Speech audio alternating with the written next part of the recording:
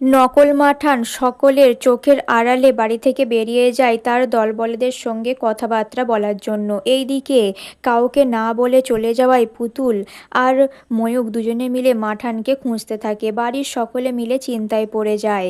ময়ূক আর পুতুল জানতে পারে মাঠান হসপিটালে আছে।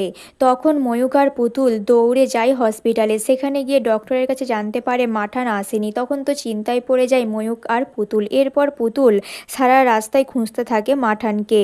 এইদিকে নকল মাঠান তার দলবলদেরকে বলে পুতুলের ছবি দেখিয়ে যে একে শেষ করতে হবে, আর তার সঙ্গে তার পুরো ফ্যামিলিকে, ননদ দেওর সকলকে। তখন তো তার দলবলেরা রাজি হয়। রাস্তার মধ্যে পুতুলকে দেখে ফেলে নকল মাঠান। তখন নকল মাঠান তার দলবলেদের বলে যে আমি এখানে তোদের সঙ্গে কথা বলছিলাম, তোরা কেউ বলবি না, দিয়ে চলে যায়। আর এক ঝলক দেখে ফেলে পুতুল। পুতুল মনে মনে বলতে থাকে এটা মনে হলো না মাঠান, কিন্তু মাঠান অন্য সাজে কেন, আমার কেমন একটা খটকা লাগছে। দিয়ে সেই লোকগুলোর সঙ্গে কথা বলে। লোকগুলো বলে আমরা জানি না, চিনি না।